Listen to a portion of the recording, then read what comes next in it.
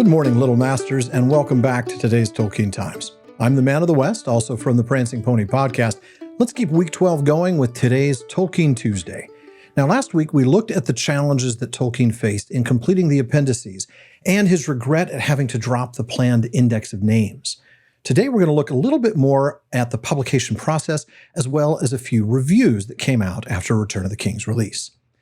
Now, we wrapped up last week by noting that by the time that Allen and Unwin's next round of questions were sent to Tolkien, he was already on holiday to Italy. As we could all use an Italian holiday, let's start there, shall we? Carpenter's biography tells us, he made the journey by boat and train with Priscilla, while Edith went on a Mediterranean cruise with 3 friends. He kept a diary and recorded his feeling of having come to the heart of Christendom, an exile from the borders and far provinces returning home, or at least to the home of his fathers. In Venice, among the canals, he found himself almost free of the cursed disease of the internal combustion engine of which all the world is dying. And he wrote afterwards, Venice seemed incredibly, elvishly lovely, to me like a dream of old Gondor, or Pelargir of the Numenorian ships before the return of the shadow.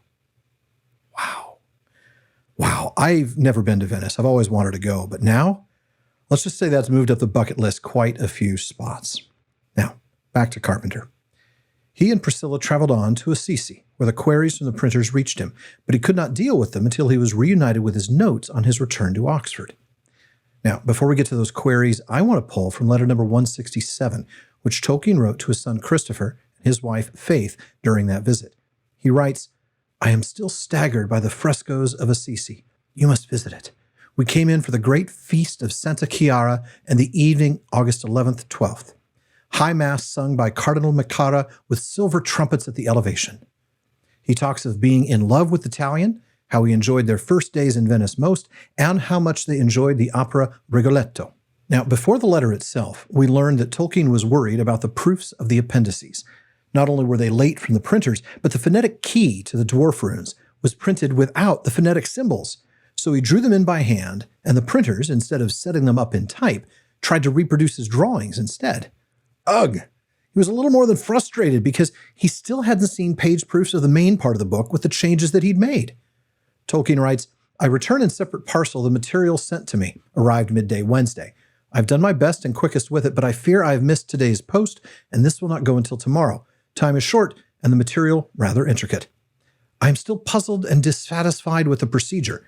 At any rate, it makes my part much more laborious and greatly increases the chances of errors and discrepancies still appearing in the published volume.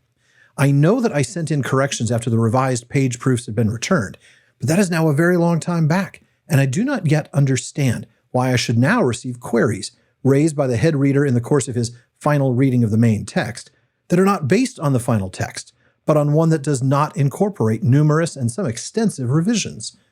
Errors are almost certain to occur or to have occurred at some of these points. The compositors always make mistakes in setting from my handwriting. I'm also a little disturbed because though the selected pages of queries are presented for queries only and contain corrections of small details as well as queries throughout, there remain errors in these pages that are neither queried nor corrected. For instance, the heading House of Healing throughout Book 5, Chapter 8, in spite of the chapter title. I have, however, very little time left now, and could not deal with anything that arrived after Wednesday morning next. Not being satisfied, nor indeed frankly wholly reassured, I have made out a list of all the emendations, insertions, and corrections of the main text which do not yet appear in the proofs. I have made this list as clear as I can, and I hope it will be carefully checked with the text. Wow. He then goes on to talk a little bit more about those dwarf runes as well.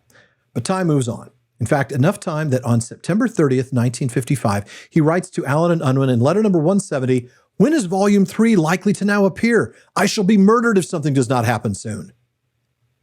I love that. 2 weeks later, on October 12th, he replies to Allen and Unwin's proposition that the book be published on October 20th. Letter number 172. Don't fail of 20 October, the last possible day. On the 21st, I have to give the first O'Donnell lecture, overdue. And I must hope that a large part of my audience will be so bemused by sitting up late the night before that they will not so closely observe my grave lack of equipment as a lecturer on a Celtic subject. Now that is funny. Hey, publisher, make sure the book comes out so people have been pulling an all-nighter reading it before coming to my lecture for which I'm not equipped. That is fantastic. That is absolutely brilliant stuff. I love that. Now, the book did indeed come out on October 20th, 1955, and the reviews came as well. C.S. Lewis wrote, "The book is too original and too opulent for any final judgment on a first reading. But we know at once that it has done things to us. We are not quite the same men." Or Bernard Levin, in Truth, "One of the most remarkable works of literature in our or any time. It is comforting in this troubled day to be once more assured that the meek shall inherit the earth." And not everyone loved it, of course. His work was said to be enwreathed with inversions, encrusted with archaisms, and that all the characters are boys masquerading as adult heroes. Even one of his letter writers agreed with a critic's description of some of his archaic narrative as tushery. Now, I might get to that and Tolkien's response in letter number 171 next week. It's hilarious. We've touched on it on the PPP before. Now, it seems that the world was polarized even then. As W.A. Auden wrote, "Nobody seems to have a moderate opinion. Either, like myself, people find it a masterpiece of its genre, or they cannot abide it." Well, I think you know where I stand on that question. Folks, next time we're going to look back at Tolkien's own look back at the process, his thoughts on how it all came together, especially in light of some of those reviews, and with any luck, enough time for his thoughts on the very first adaptation. So, the Patreon for the TTT launched over the weekend. Please consider supporting the show as I work to make it your best source for high-quality daily content. You can get things like an ad-free feed, a monthly hangout with me and the other patrons, mailbag priority, and even a bonus episode every single week. So go to patreon.com/TolkienTimes. Sign up today. Finally, join me again tomorrow on Word Nerd Wednesday. Please like and subscribe on YouTube and follow or subscribe in your podcast apps. Follow @TolkienTimes on Instagram, Twitter, and TikTok. And finally, as Faramir says, go with the goodwill of all good men.